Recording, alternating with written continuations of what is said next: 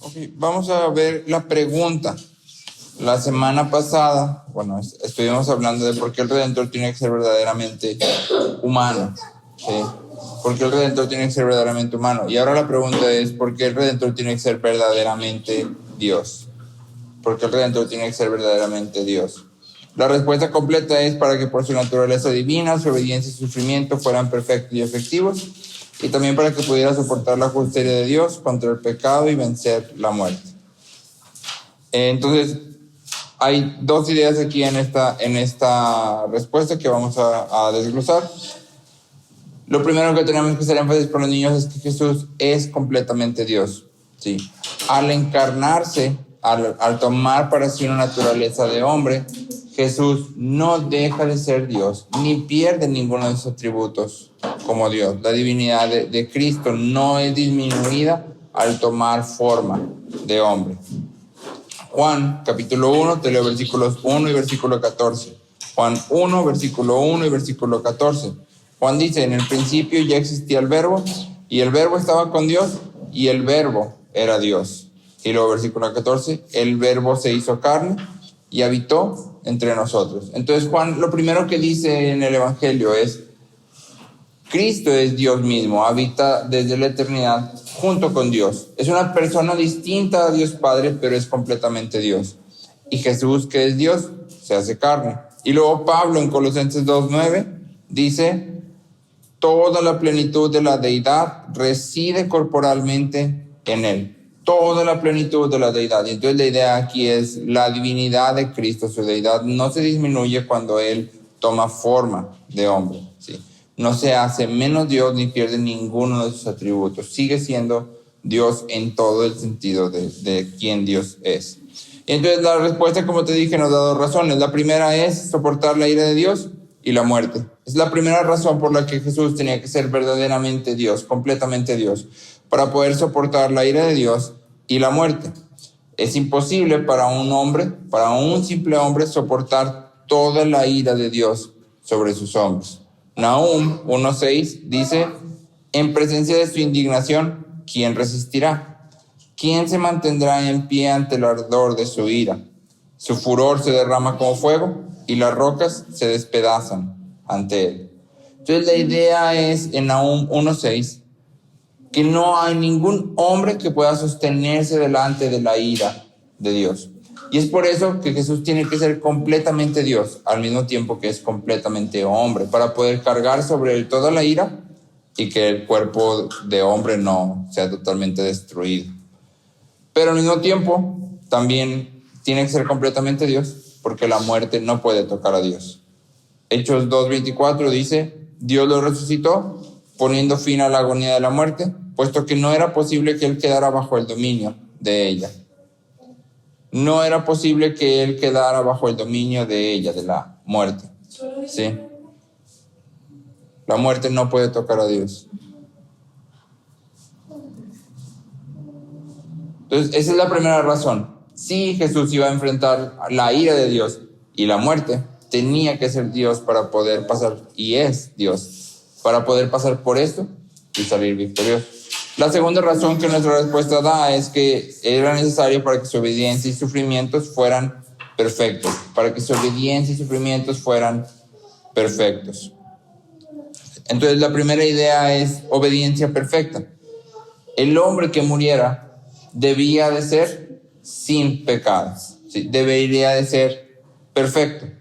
Hebreos 9:14 dice, ¿cuánto más la sangre de Cristo, el cual mediante el Espíritu Eterno se ofreció a sí mismo sin mancha a Dios, limpiará vuestras conciencias de obras muertas para que sirváis al Dios vivo? Y la idea aquí es que la ley dada en el Antiguo Testamento, todo lo que Dios exige del hombre, es una expresión del carácter de Dios mismo. Y por tanto solo hay una persona que puede cumplir toda la ley, Dios mismo. ¿Sí? Solo hay una persona que puede cumplir toda la ley, Dios mismo. Y es por eso que Jesús tiene que ser y es Dios mismo. ¿Sí? Pero, aun si tú y yo imagináramos, si hiciéramos así un esfuerzo y imagináramos que existe un hombre que es capaz de cumplir toda la ley de Dios, vamos a decir que hay un hombre que lo logra hacer, puede cumplir toda la ley de Dios y puede rendir obediencia perfecta, personal y perpetua, por alguna razón. Y Él va y muere en la cruz, poniendo su vida. ¿A cuántos alcanza a salvar la vida de un hombre de obediencia perfecta? Pues nada más a Él. A uno más. Él está muriendo en lugar de otro. Él se quedaría muerto porque Él es hombre y otro se salvaría, pero solo uno.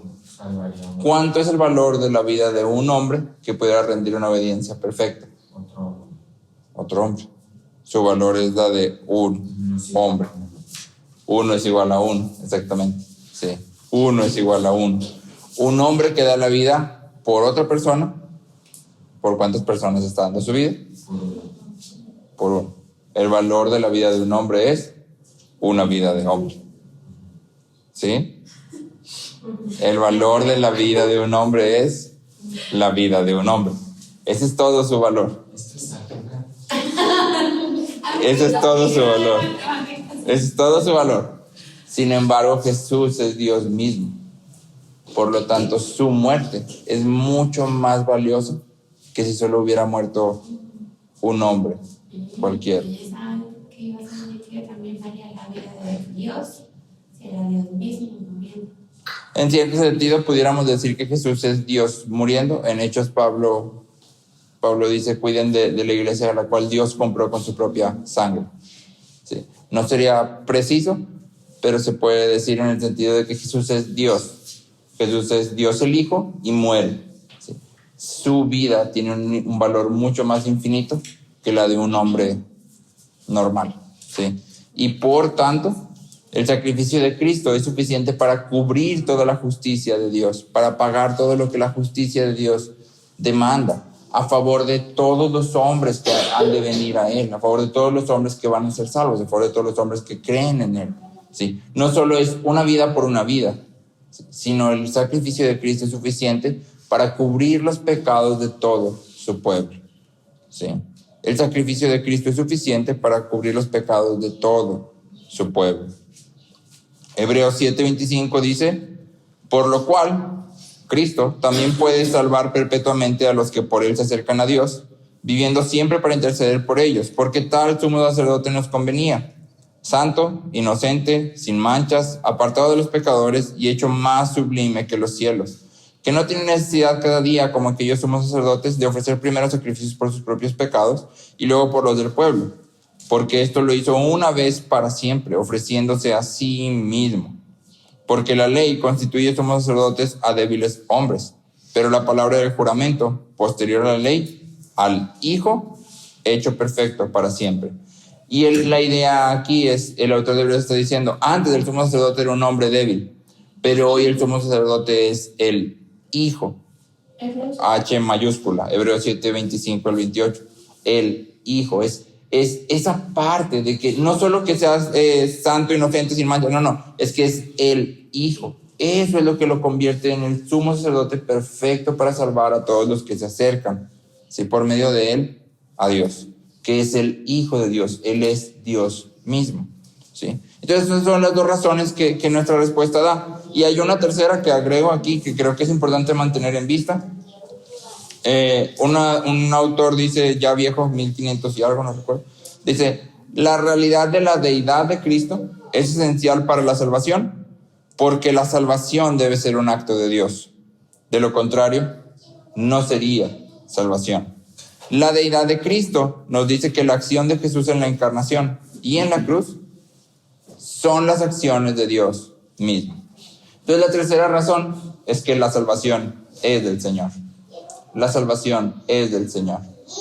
Si Jesús fuera solo un hombre sin pecado que muere en la cruz y en la que Dios deposita toda su ira y es simplemente un hombre, sería algo desproporcionado para lo que un hombre puede soportar. Pero ya que Jesús y Dios son uno y el mismo Dios, aunque dos personas distintas, esta acción es algo coordinado. Hay un libro que se hizo muy famoso algún tiempo, lo llegué a escuchar dentro de la iglesia y se llama La Cabaña, no sé si alguien lo llegó, hicieron incluso una película. El autor de La Cabaña dice que cuando tú y yo hablamos de la cruz estamos hablando de abuso infantil cósmico. Esas son las palabras que utiliza, abuso infantil cósmico. ¿Por qué? Porque no logra entender el autor de la cabaña que Jesús es Dios mismo. Ni tampoco logra entender que es hombre en la película chica. Bueno, Bueno, esto no lo vi. No logra entender que Jesús es Dios mismo, en el sentido de que Jesús no fue enviado por su Padre obligado a morir, sino que Jesús ofrece su vida, siendo Dios mismo.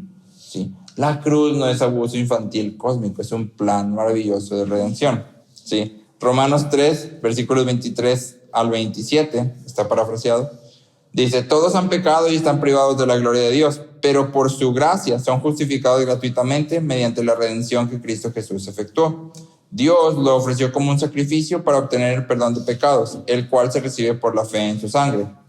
De este modo, Dios es justo y a la vez el que justifica a los que tienen fe en Jesús. Dios es justo y a la vez el que justifica a los que tienen fe en Jesús.